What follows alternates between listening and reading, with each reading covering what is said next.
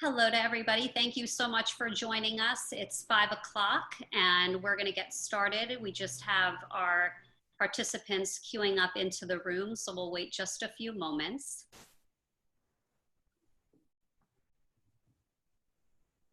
Thank you again to our admissions colleagues for joining us. And we're looking forward to a helpful program, one that hopefully will enable you to leave tonight feeling a little bit better about current circumstances. And we will get started, and for those who will join us in the next few moments, they'll join in. So again, we'd like to welcome you. Thank you so much. Special thanks to our panelists. This is ordinarily a very, very busy time in the admissions world, but even more so in the current world that we're all living in. So we really, really thank you for taking the time to speak with us tonight. I'm gonna let each of you introduce yourselves. Maybe we could start with Whitney, then Caitlin, and then Giles, and then I'll take it from there. Great, thank you. I am Whitney Soule. I'm the Senior Vice President and Dean of Admission and Student Aid for Bowdoin College in Brunswick, Maine. Hi everyone, my name is McDonough. I'm an Associate Director of Domestic Recruitment at Northeastern University in Boston, Mass. Good afternoon, everyone. I'm Giles Eady, Associate Dean of Undergraduate Admissions at Emory University in lovely Atlanta, Georgia. Thank you so much. And I should say, Giles mentioned that there's a storm in Atlanta, so if we have some technical difficulties, he'll pop in and out, but hopefully will happen the whole time. But so I'm Bari Norman from Expert Admissions. Again, thanks to our admissions colleagues who have joined us.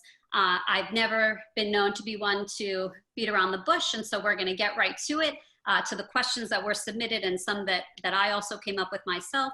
If we could start by just now that it's past May 1 and we're past sort of that universal candidate reply date, what does your class look like? Have you gone to the wait list? If you could give us an admissions update so we can hear about that.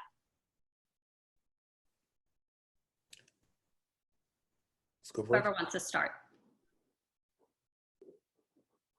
All right, I'll start. So at Bowdoin, we are making some waitlist calls now. Our class is pretty full and is looking like a spectacular group of young folks for the class of 2024, but we do have a little bit of room that we'll be filling using the waitlist. So those calls are happening now. Thank you. Caitlin, you want to go? Sure. I always never know when to jump in. We always have to be polite virtually. But this spring for everyone, including our office, was just unprecedented in a lot of ways. And so I think in terms of where the dust settled after May 1, we were really lucky that we were able to make our class. There was a lot of pressure and urgency on it this year to support the financial future of the university moving forward. So happy that we were able to have those students that were able to find a home at Northeastern, and then it kind of relieved a lot of pressure for a lot of our other departments that rely on admissions and financial aid for their planning. To get to that goal, though, we had to pivot. We had to be really flexible. Northeastern has its fall admission program, but we also have a spring admission program that's really popular. The decision's called NUN, so you may have had friends or upperclassmen that have done it.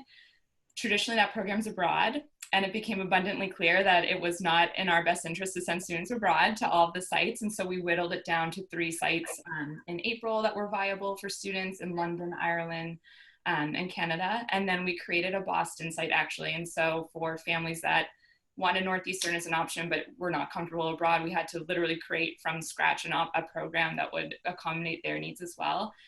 So we have about 700 students now enrolling for that program, in addition to about 3,100 students for our fall. And then our abroad sites as well. We just 2 or 3 weeks ago went to the wait list as well, and so that, we saw movement there. But I think we're in a position where we're relieved but also kind of cautiously optimistic, just because we know families need to do what's best for them, and students are in a time where they're dealing with a lot of uncertainty, and so we are anticipating some changes throughout the summer too. Yeah, similar at Emory. We were fortunate in light of everything to really make our class May 1.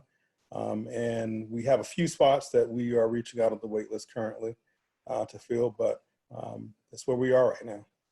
Thank you. Thank you.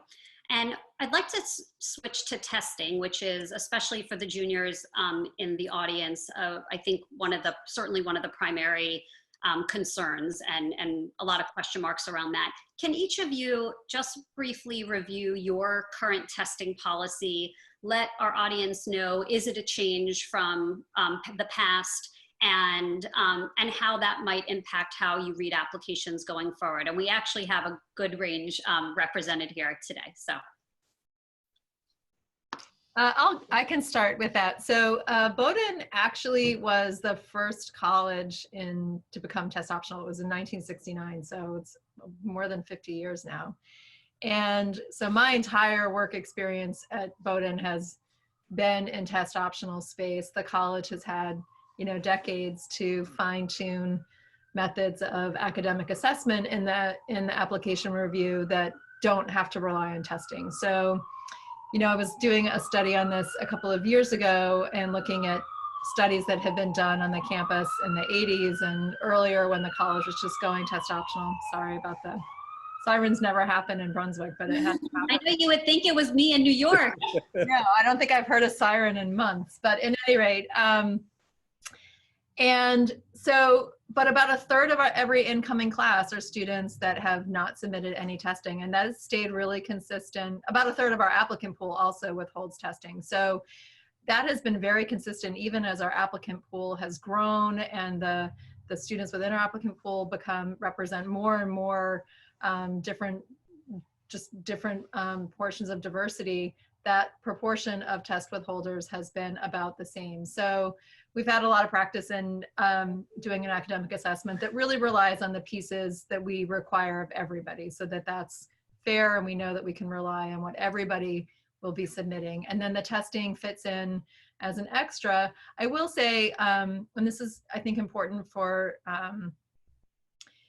any student, any college that is moving into test optional space too, that the addition of testing, it is another data point, right? And it's often confused when colleges are test optional. It's often confused as, well, Bowdoin doesn't care about testing because they're test optional and they were the first one, so like they really don't care.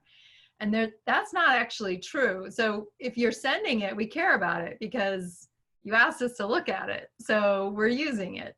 The test optional policy means we feel we can do a really good academic assessment without it. So if you send it, we are going to look at it in the same way that if you did an interview with us, which is optional, then the interview happened and the notes from that will become part of your application, but not everybody is required to have one, and we don't hit a speed bump without it. Thank you. And thank you for making that point about test optional, not meaning that you don't care or that it couldn't be helpful, particularly if a student feels it makes sense to submit. Absolutely. And Giles, what about at Emory?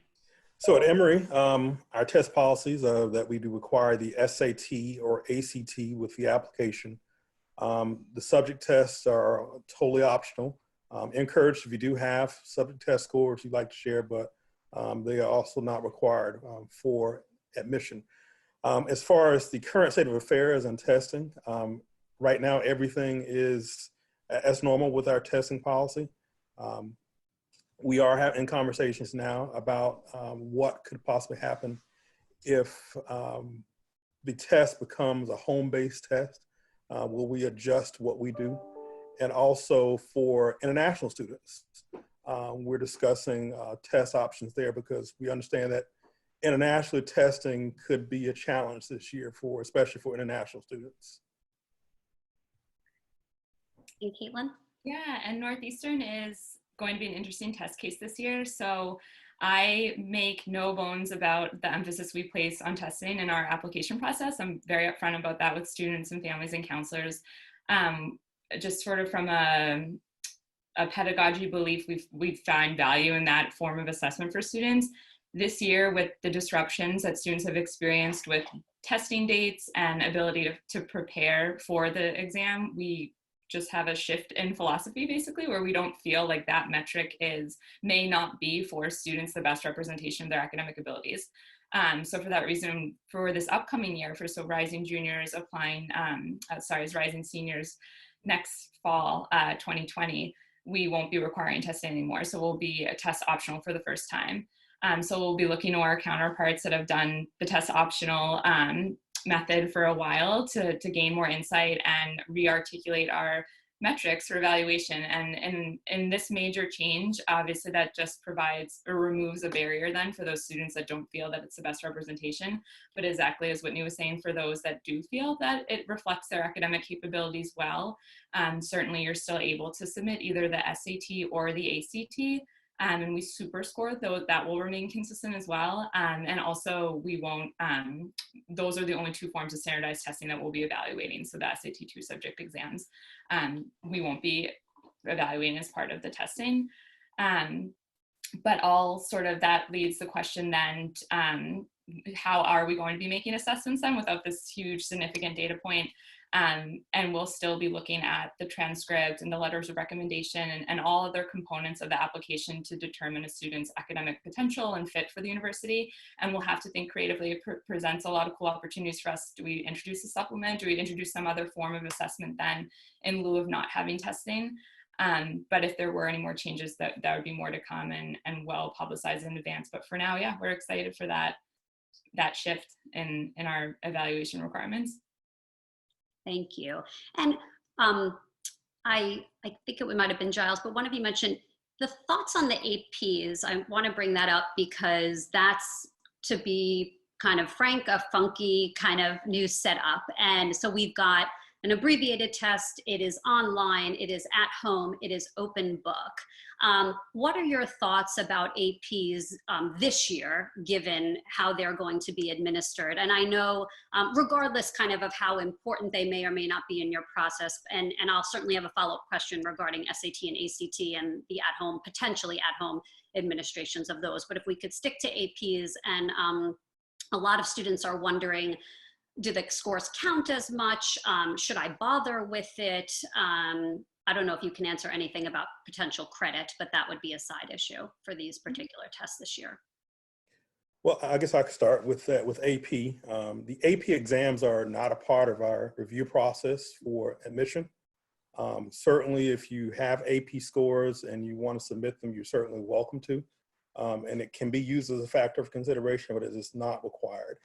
Because in essence, most students will not have a lot of AP scores by the time they do apply to most colleges. And so it's not something we put a lot of time and attention into. But we do understand this year is going to be really different with the test. It won't be a thing that, what I've been telling people is that we're going through this just like you are too. So we're human, believe it or not. And so, you know, we're going to keep that in mind when we see the AP scores that come through, because it's not a normal year. And so we can't expect normal things out of an abnormal year. So. And I would say for Northeastern, I guess our party line has been that just we're following the direction of the College Board, the testing agency administering the AP exams. And if they feel that a 4 this year is a 4 for the exam last year, then we'll honor that score. And similarly, we wouldn't use AP exams as a factor in the admissions decision the way the SAT or the ACT is factored in, but it significantly helps students on the back end when they're enrolled and they choose Northeastern and they're working with their advisor to choose classes. They can receive credit for AP scores of 4 or 5, and we'll still honor that. There's no change in that policy unless the College Board makes a shift that way. And what about at Bowdoin, Whitney? Anything? I would say the same for Bowdoin, that we don't require AP testing. Students often choose to submit AP test scores as part of their application, and when they do, we consider that as part of their additional academic work that they're showing us. But like Giles was saying, like, we are living this too, right? Like, everybody is trying to figure out how to manage some of the normal structures in an entirely abnormal situation. So the testing agencies are trying to think about how can we still deliver a testing product that may still be required at a lot of places, adjusting to the circumstances that we're all living in.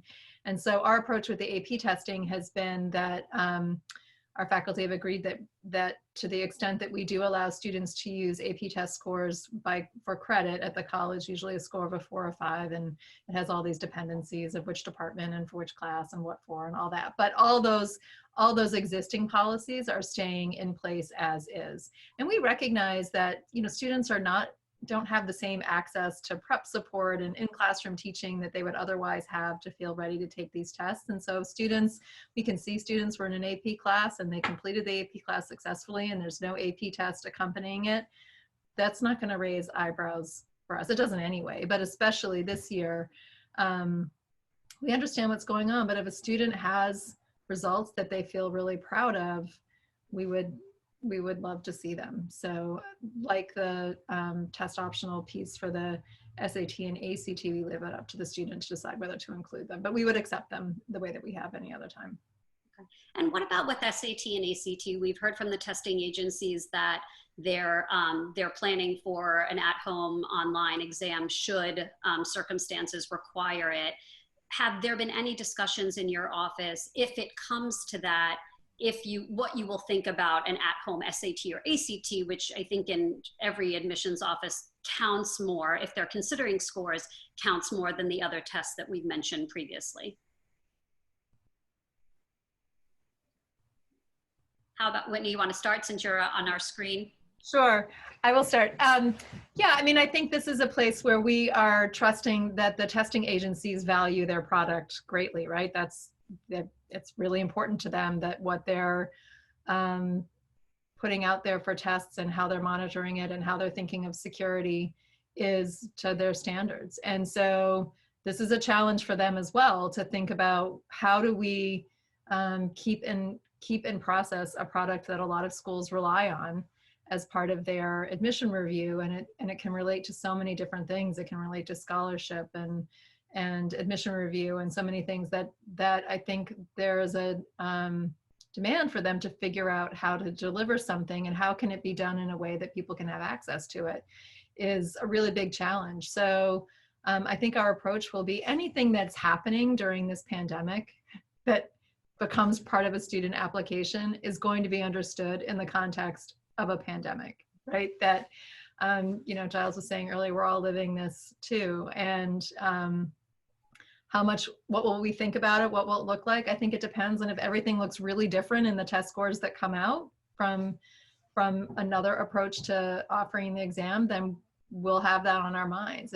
If the testing results start to look fairly consistent, then that tells a different story. So I don't know the full answer yet, other than we're accepting that every place, every college and the testing agencies and the high schools are all doing the very best they can to keep a normalcy to the structures that were there that are otherwise really stressed right now. And have there been any conversations, Giles and Caitlin, in your offices about if it goes at home and online, if your either requirement or consideration of them might, or your look at them will be any different given the circumstances? Yeah, those conversations are certainly happening right now with us. We definitely have those conversations, and not a place to disclose what we're going to do with it yet, but we are prepared if it goes to home-based testing, we're going to adjust accordingly. So. Yeah, and I would say it's similarly, we're at a place where we haven't made any final calls specifically about that situation if it was taken online. But I think to Whitney's point as well, any score we receive, the same mentality of viewing it in the context of where the student's applying to us from, whether it's at a home testing site and then extrapolated the high school they attended, the area of the country they're applying to us. All of these factors are considered when we look at every part of the application, including testing. So we're constantly layering in circumstances the students are dealing with when they submit their application and testings. You know, if the student this year chooses to submit a test score, that's going to be part of the evaluation. Was it at home? Was it not? Like, there's going to be a lot of considerations weighed into it. But at the same time, like, we don't want to disadvantage students. We know this is a totally unprecedented situation. Everyone's trying to do the best they can. And so again, taking the lead from the College Board or with the ACT testing agencies, if the score is equivalent to what it would have been last year, then we need to honor that and recognize the other circumstances and complications and uncertainty that students are dealing with too. Thank you. And there were a couple of questions about subject tests, and I'll give a quick answer. And if anybody has anything to add, you know, like how important are they? I think in all of your processes, they're optional at best, and it's really not a significant consideration. So as far as prioritizing, it would be a lower priority than SAT or ACT, for instance. Is that fair to say for everybody? Just because a few different times. And then as far as the ACT, so they made an announcement, which seems like a million years ago, but it wasn't that long ago, that they're going to be introducing the section retesting, an individual section online that students can go in and take by itself, as opposed to sitting for the entire test. Does each of your offices have any thoughts or policies regarding this single section retest? No changes on our side with the test. I imagine with the ACT allowing single testing, it will definitely open up more super scoring options on the ACT, but it won't be anything that will negatively affect the student for retesting. Okay, so no preference for taking it all at once, for instance, as opposed to going in section by section? No. I would just add, we don't have a policy about it, but I would just add that we're sensitive that not every student has the opportunity to retest. So they may be able to do it once and wish they could go back and do another section again and may not be able to do that. And so just that we're mindful about that situation as well. And then just a quick question as it relates to international students and test optional for those that are, what about the TOEFL? Is that going to be optional given the testing scenarios, or has that been addressed by your office yet? For us, English proficiency, we allow or accept a number of different English proficiency tests. So some of them can be done remotely already. And so if a student can't get to the TOEFL, there are other ways that they can complete English proficiency. But that is a test requirement for us for students for whom English is not their first language and they're not taught in English in high school. Then we do require English proficiency testing, and that will still be a requirement. But because there are ways of doing that don't require sitting for the TOEFL, we feel okay about keeping that requirement. Yeah. Similarly, we had a revamp of our English proficiency policy this year to try to make it more inclusive, realizing that already it was very restrictive in terms of testing availability and the cost of TOEFL. And so luckily we were sort of ahead of that given the changes of circumstances this year as well, making even sort of more disruptions to it. But yeah, there's Duolingo as a service that we offer for students to provide interviews, taking a look at the curricula that they had in high school, the number of years they were attending English language curriculum. And so there's other ways to fulfill the requirement. And again, that baseline approach of understanding and flexibility this year more than ever would just hold true, but no official changes to it. And our policy is almost identical to Bowdoin, so yeah. Thank you. So now the question everyone's been waiting for, it was hands down the most common question that we got. I'm sure it's one of the things that each of our admissions colleagues is thinking about now, which is about deferrals. So for current seniors who may be thinking or planning on deferrals, we are hearing whatever that, however true that might be, that more students are thinking about it at the very least and certainly may take deferrals. Can you please speak to your school's policy about deferrals, first of all? So how does it work for a current senior who might want to request one? Are you going to cap the number of deferrals? And the real question that everybody wants to hear about is how will this impact juniors in particular who will be applying in the fall, should you be saving a whole lot of spaces for current seniors for the following year? I have so many thoughts on this. So I have two, my thoughts break sort of in two different directions. One around what the class of 2020 high school students are thinking about, right? And what they're sort of what's inspiring the idea to think about a deferral where they might not otherwise have been thinking about a gap year. But for so many students, they're thinking, gosh, you know, finishing out high school online has not been that much fun, and I don't want to go to college that way. My college experience was meant to be, you know, in a dorm and hanging out with people and in person, and, you know, much bigger experience than what their online wrap up in high school looks like. And I would say to everybody that any school that was not already an online school that is doing remote teaching right now, it doesn't get clunkier than what we're doing right now. We moved to this model in days, right? Like in days, to try to figure out how to help our students progress to the end of the year, to learn the content they needed to learn in their classes, and to keep them moving forward.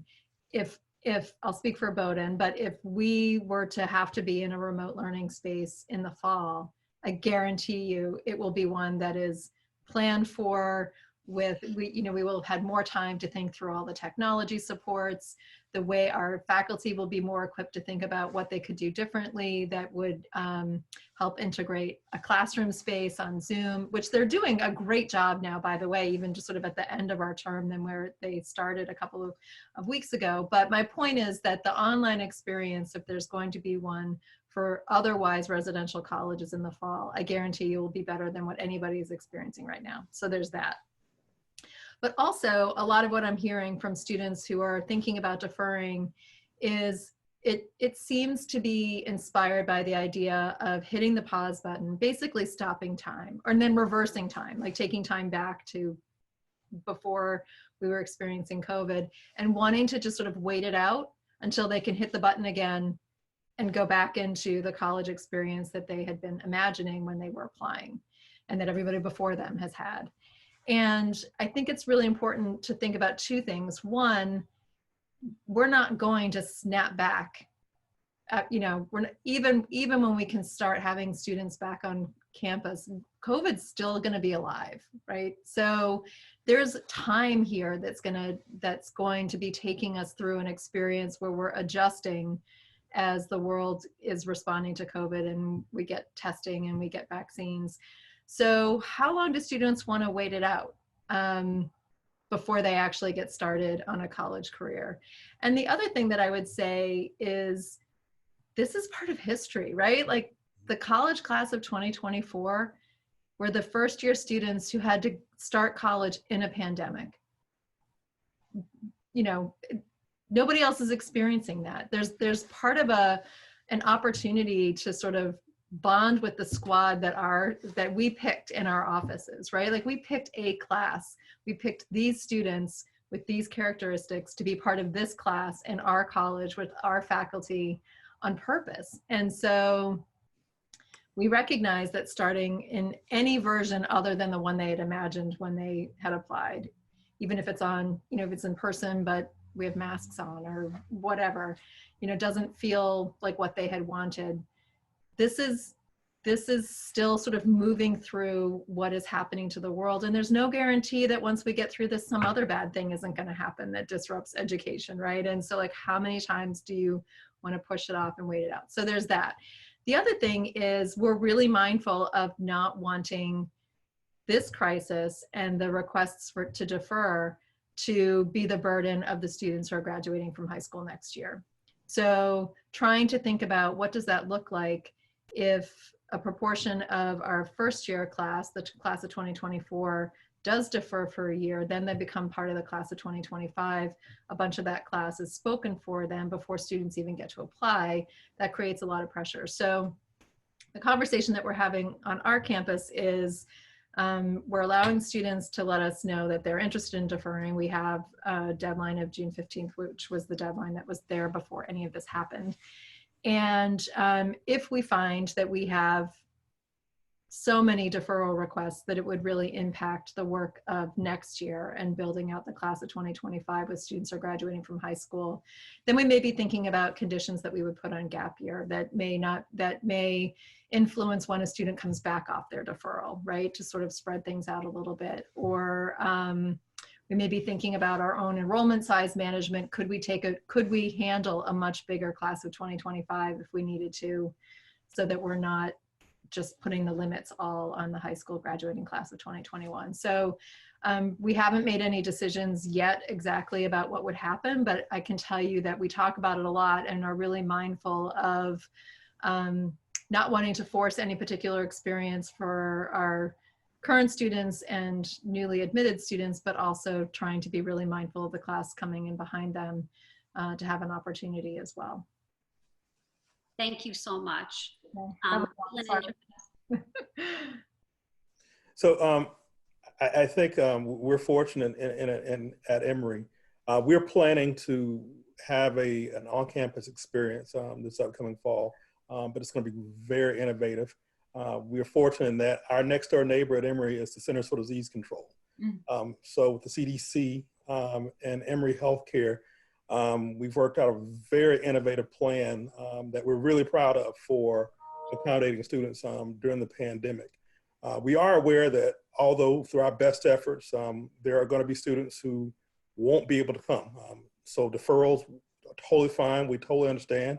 And we're really honestly kind of expecting that with our international population, because there are concerns that the students not based in the United States could face challenges even getting to the United States in the pandemic. So we're preparing for that. So a student who needs to defer just lets us know, and then we'll grant it.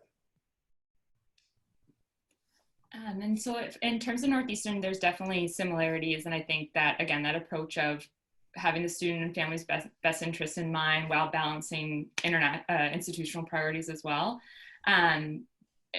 Addressing the deferral kind of policy at first, we have a July 1st deadline for students in this entering class to request a deferral. Right now, we're seeing requests pretty much on par with a normal year. We saw a bit of a spike last week, but not enough that it would put a cap on them, not enough that we're concerned that it would take away spots or bandwidth for the following year. But what we've always done with our approach of deferrals is students, when they request it by July 1st, need to fill their time somehow, and it can't be taking classes at another institution. So in a given year, a lot of students take the advantage to give back, to travel, to work, but given the restrictions that a lot of students are finding themselves in, that those opportunities aren't available now. And so we really want students to be mindful of what's driving the decision to defer and be very critical of how they would want to spend their time in light of not having these resources. And a lot of the considerations where knowing families are dealing with, there's certainly the level of uncertainty and risk inherent in that uncertainty, and not being able to provide a lot of facts right now in terms of if we're going to be open, if we're not. We're hopeful we're going to be open. We're moving forward that we're going to be open in the fall on campus. We have virtual options already in place for international students, to Giles' point about visa issues. So we understand why there would be a request to defer, but to really help students think about what their time would look like, and perhaps it would be better spent engaging with their college experience and starting on track and building community virtually. We know they have the resiliency and the capability to do that. Otherwise, we wouldn't want them a part of the community here anyways. We believe in them, but we, again, want to respect individual decisions. So we're fortunate that trending wise and numbers wise, it's not changing a lot of our policies. The dates are in place, the numbers are in place. And I think we'll see a lot of shift throughout the summer as more information becomes available and students and families and institutions can make more informed decisions. But yeah, everyone's in a tough spot and just has to do what's best for them.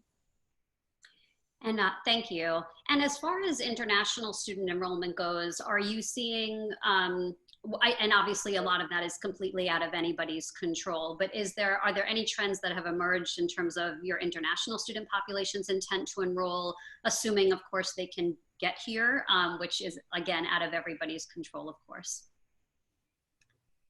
Yeah, I can't say that we're seeing any particular trends among our international population. They're still communicating with us as if they fully expect to be able to get here. We've been issuing their I-20 material as soon as they deposit with us so that they can try to get an appointment as soon as those offices open up for them to be able to get a visa. But when that happens and whether they can get an appointment and whether there's enough time, I mean, we realize that's not in their control at all. So what we're trying to do is make sure that we initiate our part as quickly as possible so that if they can pursue getting a visa and getting to the US, we're ready for them. But we fully expect that this is a population that just may not be able to get here on time, and certainly understand that. And can you tell us, each of you, and certainly add to what Whitney has said, what is the percent international student population at each of your schools? I'll just say for us, it's about 9% non-US passport holders. Mm-hmm.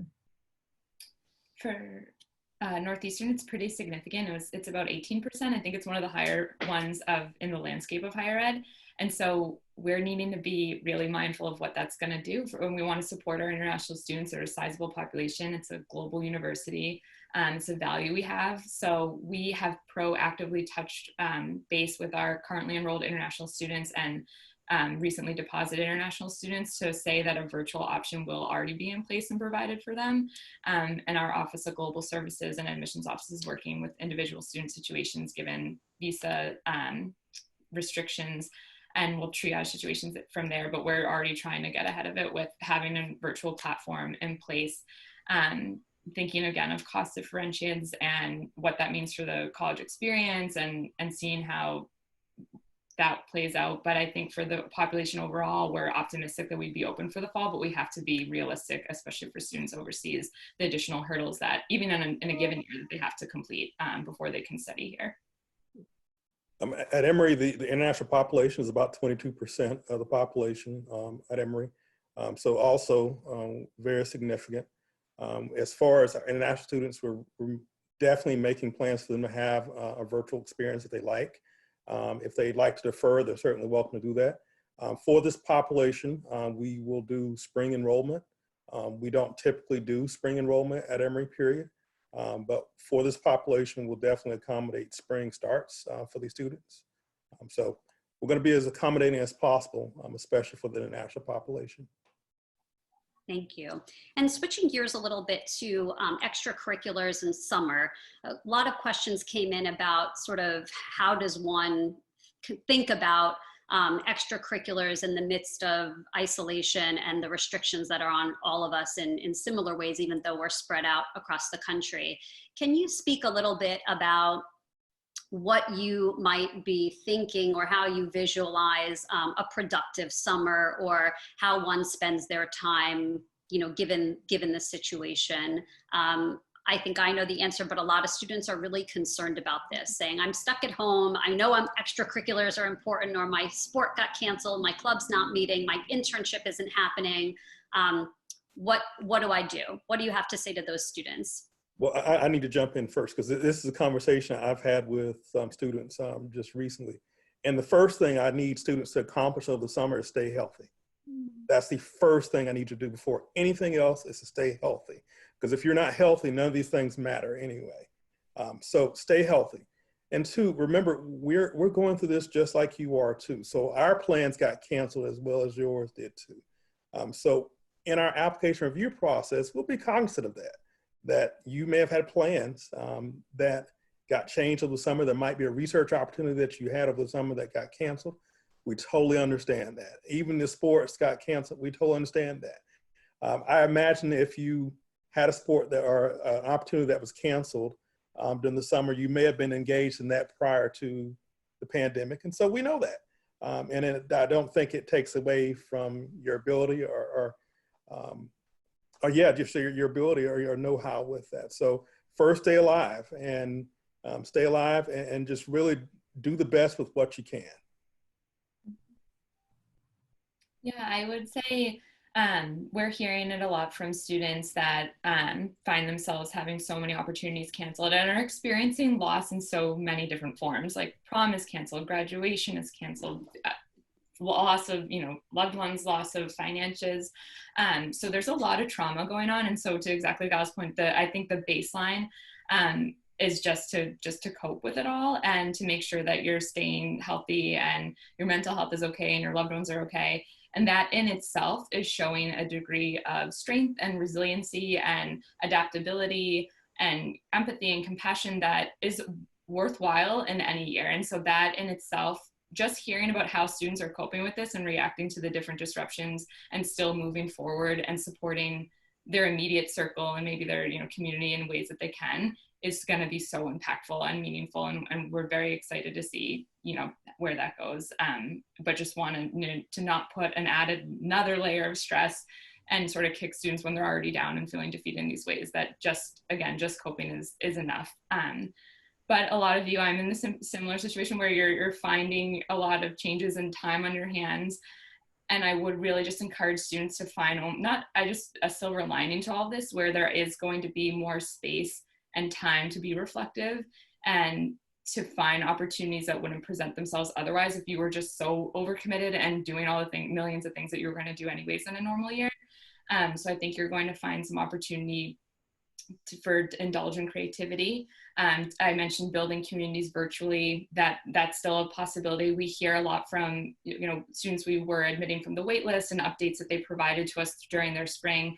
They're still trying to find ways for their club or organization to continue in a virtual capacity, or to engage with their classmates in their community in a virtual way, whether that's performance or tutoring, or other ways that they're connecting with their classmates in their community. And then in terms of another idea that comes to mind too is the internship. If you were going to be supporting a business or a nonprofit or a service in some way, explore ways that you can continue to do that virtually as well. I think students are creative. They're a lot more savvy with the virtual space than I am ever going to be or would admit to be. And so believe in, bet on yourself, think creatively, think out of the box. But at the end of the day, just be okay. And please know that is enough just to cope. And especially I'm fortunate enough to because I work with students in New York City, you're in the epicenter of all this. And I know that people are tuning in from all over, but just know that we will understand the context and the circumstances and the limitations you're under and would not hold that against you in any way. Yeah, I agree with everything. And sort of just to build on what Caitlin said, I hope that one of the things that comes out of this is that it proves that students don't have to be overcommitted for us to be attracted to what they offer. And I think one of the things that has definitely happened over time, definitely in the last, I was going to say 10 years, but it's probably even gotten a lot more intense in the last 5 or 6, is that I think in absence of knowing exactly how decisions get made, which is really hard to describe when it is a holistic review and it's everything about every student in the context of everybody who's applied in that particular year, that's really hard to explain back to somebody how a decision got made because it's so complex. And so often I think the understanding of who gets into a school, I'll use Bowdoin as an example, as someone who did all these things. Well, this student was captain of this and was head of this and also did this, this, and this. And so that's what it's going to take to get into Bowdoin. And what a lot of families don't see is the students that we also took who didn't do all those things, right? Who were for all kinds of reasons, just not on showing us in an extracurricular list the top leadership role in everything that was happening and every minute spoken for. And we're admitting those students too. And so to everything that was already talked about the circumstances that students are living through right now, if there were ever a time to back off of trying to meet an external expectation that may not actually even be real in the way that you perceive it, this is the time to be true to yourself. And when Caitlin was talking about being reflective and Giles talking about being healthy, that doesn't mean, sit around and do nothing all day, but it also doesn't mean that you have to replicate what you would have done otherwise in some new way for us to respect how you're spending your time. None of us get to prescribe what you all should be doing as high school students right now. The way that we're all experiencing it, we're all living through it, but we're experiencing it in really different ways. The experience that Maine is having with this crisis is entirely different than New York City, which is different than Boston and different than Emory. And so we really need students to be managing their own experiences building out where they can and things that they enjoy and that give them joy, and sort of they can respond to their curiosity. And that may very well be how they're helping their families right now, period. And that is the most constructive, joyful, helpful thing that they can do is that's powerful. And if a student has access to activities or can recast things that they love in some other way, then that's really powerful too. But I wouldn't want a student to feel like I can't do these things and I don't know how to recast them, and so now I'm not going to be an attractive candidate. I hope this will show people that we always have, and they'll see it more and more, I think, in applications that we respond to this year. Respond to students who have all kinds of experiences and spend their time in all kinds of different ways. Thank you. And I think Caitlin's comment about that using the time to be reflective is a good segue into questions about the essay for students who will be applying in the fall. There are questions about kind of your sentiments or feelings about writing about COVID. I know the Common App, there's been some rumblings about possibly adding a question because it's going to be something I think that every student in some way, shape, or form is thinking about, and try to get them to get that out of the way and then focus. But the reflection time that we have now, whether you're an adult or a student, I think for students really will hopefully help them write the kind of essays that you guys really appreciate and are looking for, that those deeper essays and less those surface type essays that they think you want to hear. What are your thoughts for students who might feel like, what else am I going to write about besides COVID? Like essays and COVID, I guess, is the question. Yeah, I can start there. I feel the essay has always been an opportunity for a student to introduce themselves to us in some way. And the best topics are the ones that draw on something that's already been meaningful to a student, right? Whatever that might be, they're personal. And so students were complete people before COVID happened, right? Their personalities and their interests are developing, and what they're learning about themselves was already underway before we went headfirst into this crisis. And so certainly their understanding of themselves and their interests and what they're thinking about will be impacted by what we're all experiencing. And I guess I would say, I don't expect that students will write about it, and I wouldn't, but if they do, I want to know why they chose to write about it. What is it that you want us to know about you in the context of COVID, if that's the essay choice. But if a student chooses to not write about it, I don't think my team will feel like that's a missed opportunity, right? Because there's a whole life experience for students, including this part of it, but not exclusively this part of it. And I think I can imagine a lot of students who really just don't want to have to talk about it, right? And there are other things they love that they want to share with us. And I'd be really excited to read about those things. And if COVID is a really important topic to convey something they want us to know, then that's what we should be reading about. I foresee the pandemic reminds me of the aftermath of Hurricane Katrina. In that for years after Hurricane Katrina, in admission, we saw a lot of stories that came from Hurricane Katrina, and some very poignant stories that came from Hurricane Katrina, because for a generation of students, especially from the Gulf Coast, it really changed their worldview and their focus for college, and they made really good essays. I totally agree with Whitney. You know, it's not a thing that you have to write on COVID. If you want to not spend that time writing on COVID and talk about something else, by all means do it. But if you want to talk about COVID, you're certainly welcome. But I will caution with those essays to tell us something that we don't already know. We do know the pandemic was bad, and we do know that it happened. So you don't have to talk about those things, but tell me more about how it affected you, how it changed you as a person, because those are the kind of things I want to know for what you might bring to our campuses. I'm actually predicting more essays about Tiger King than COVID this year, honestly. And if you one and the same, aren't they? Pretty much, but like if you want to tell me your take on like Joe Exotic and Carol Baskin, like go for it. Like I think the essay in general, it's very hard to mess up. That's sort of the party line I say about it.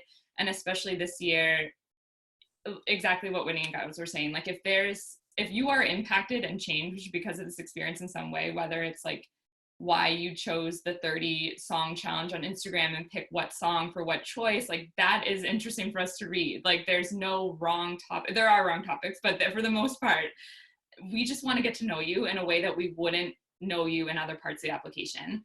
I think COVID's going to be layered on everything in some way, in your transcript, in your testing, it's going to, in your essay, and that's fine. Like that's not unsurprising. That being said, like it's such a missed opportunity to not highlight other factors about you and meaningful relationships. And again, shows that you binge on Netflix, but don't put too much pressure on it. It's very hard to mess up. You have excellent counseling, listen to your counselors, get unbiased advice and feedback from it, but at the same time, like have fun with it and take this additional time that you have in wherever you are sheltering to just go crazy and write whatever comes to mind and that you feel is an accurate reflection of yourself and you would want to share with an admissions officer. Thank you. And a couple of questions now that are a little bit more sort of like policy oriented.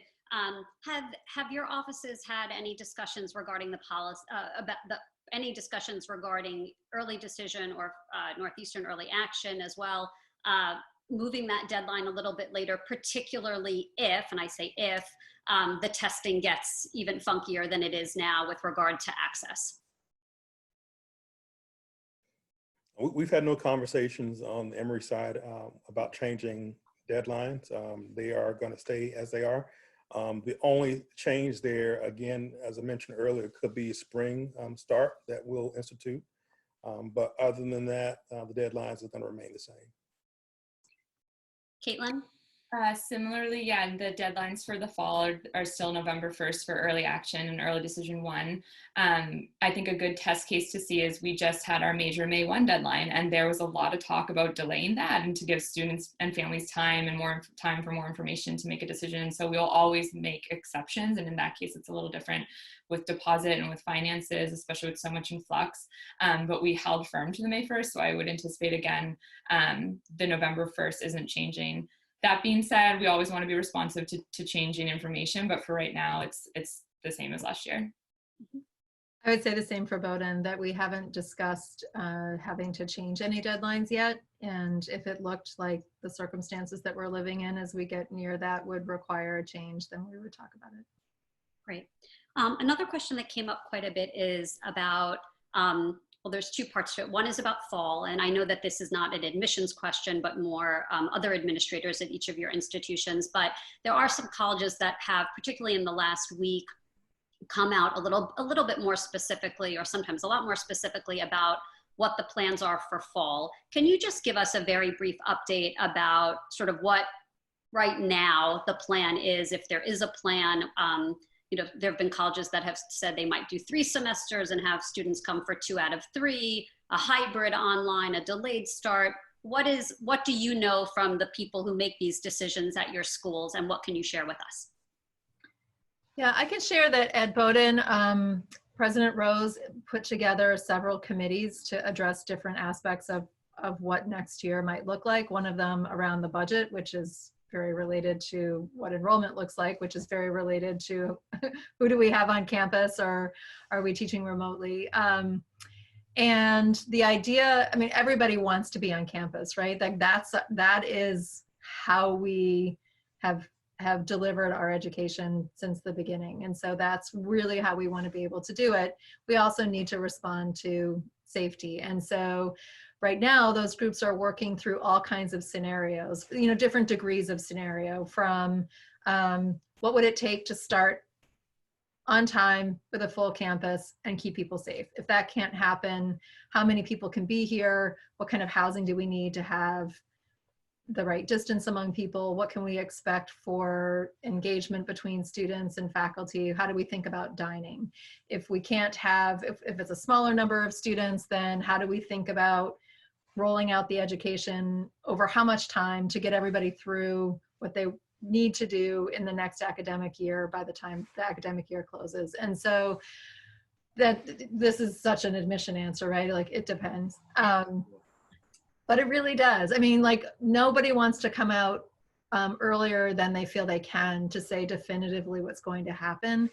And so what I can say confidently is this is all anybody's working on right now is what would it take? What could we do? And how many scenarios do we need to have thought through? So when a decision needs to be made, we feel we have thoroughly explored the options and we're choosing this one. And that's the one that we're going to go out with. Do you have a date from your president about when you're going to be notifying students, like what the final plan is, or not yet? We don't have a firm date, but our working groups are planning to get recommendations back to him sort of early June. And so we're hoping by mid-June we'd be able to say, and we're hoping we have enough information about the virus at that point too, to be able to confidently make a choice based on what we know about the virus and also around the planning that's been done, something that we feel that we could commit to. So that's the goal for now. And Giles and Caitlin, I assume, obviously all colleges that haven't made formal announcements are planning a lot of different scenarios based on things. So unless there's a different perspective you have to add at your institution, at the very least, could you just let us know if you have a date when you, when your president will let everyone know what's happening for fall? Well, we don't have a date yet at Emory. We do foresee that we'll probably get the plan by early June. What I will say about the plan that we've come up with, honestly, I'm really proud of it. And it's used a lot of collaborative efforts between Emory University, world-class Emory Healthcare, and the CDC to come up with a new plan for an on-campus experience. It won't be the same on-campus experience that we've traditionally had, but it'll definitely be a very innovative one, and I think honestly a very attractive one. So. Yeah, and I would say, again, Whitney's point about that this is literally the question on everyone's mind for even depositing students. We wish we were able to give a firm yes or no for before May 1. July is the date, the month that we're saying and we're holding firm to. And in terms of other like complexities with Northeastern too, like we have a relatively more mobile student population because our experiential learning model has students working for 6 months, either in Boston or in other cities across the country and across the world.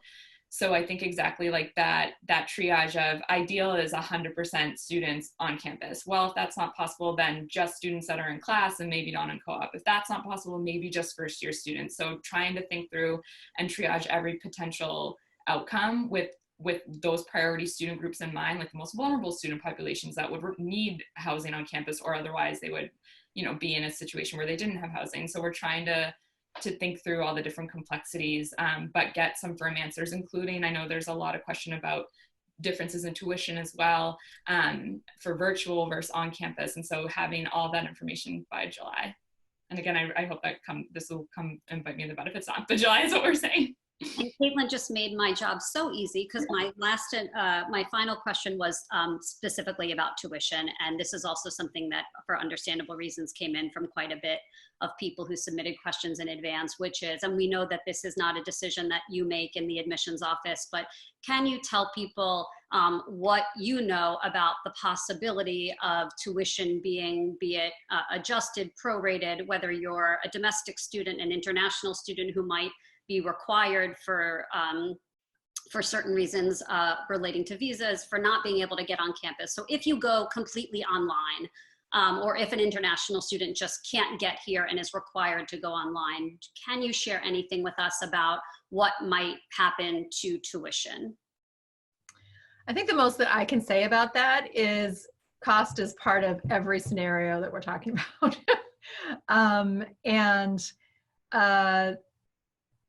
The complexity of trying to think through every scenario. I mean, even what your question, Bari, had, how many different scenarios baked into that, right? Where we're on campus, but international students have to be online. What does that look like? Or what if, what if? And so I know it doesn't sound reassuring because it's not a direct answer, other than every scenario that we're thinking about is being discussed with what would the associated cost of this be, and how would we think about that, and what are the implications of that, and how would we communicate about it, and how long would that be in place, and all those things. So there wouldn't be, for Bowdoin anyway, there wouldn't be an announcement of a start to the college year that is not exactly like every start to the college year, that wouldn't have a lot of information coming along with it, including financial aid, including what we're thinking about cost and who we have here and who we don't and all of that. I would say too, it opens up such a can of worms in terms of this bigger question of what's the value of a college degree if you boil it down to and just courses then and remove housing, removes the peer-to-peer learning and experiences, the city that the school is located in, and all the other amenities that come along with it. So that's just my way of answering that we don't have the numbers yet for it either, and hoping to roll it out by July. But the reason it's taking a long time to determine is because it's getting to the heart of really what is a college degree worth now, and making sure that we're still funding faculty and platforms, virtual platforms this is being delivered on, and other amenities that are offered virtually to students if that comes to be. So a similar situation, that more to come hopefully in July. These are conversations that are so far above my head that I'm not in the room for, so I can confidently say I don't know, but it's a major consideration. It's going to determine whether students attend or not. I know what it comes down to for a lot of families. Yeah, and we certainly appreciate, like I said, that we know this is not an admissions decision. But yeah, and Giles from Emory, what about you guys? Ditto exactly what Caitlin said on the cost. We are understanding that, you know, the delivery of our product is going to be a little different, so that will change the cost, but with conversations that are ongoing now. So. Can I just add one more thing? I know we're past 6 o'clock, but just on the idea of online learning, and it's not what people expected for any of our schools, that you're still if that happens, right? I mean, our students right now, our Bowdoin students who are finishing up this year remotely, are in the classroom with students who also wanted to be very specifically at Bowdoin College, right? Like, it's not a random group in a classroom with random faculty, right? It is this community that students applied for, wanted to be part of, got to be part of, and are now learning together. It's true for Emory and for Northeastern as well. So when students are thinking, well, why do it here? I could just do it here. That's not how students approached their college searches, right? They picked our schools for very particular reasons. And so I would just encourage families to remember that what drew you to our schools in the college search process and in the application process, and for our students who are already enrolled to choose to be here, was something greater than I get to take classes in person, right? There were really important things that pulled students into our classes at our schools. And those things are still primary and exist, even if the delivery of the education is a remote one rather than in person. I just wanted to put that out there because I feel obviously really strongly about it. Thank you. Thank you. And we appreciate you sharing that, and to all three of you for spending the time, for being honest. You know, we know that a lot of the answers really truly are, it depends, because none of us know what the world will look like next week, let alone months from now, and that you're doing your best. And the fact that you're willing to share what you do know and shed some light on some questions that are top of mind now for students and parents and counselors, we really, really appreciate it. So thank you so much. Yeah. And we hope everybody has the opportunity to see each other, even if it's with a mask on in the fall. And we know you guys are working hard to make it happen. So thank you. Thanks for having us. Thank you very much. Thanks everyone for joining us. Have a good night.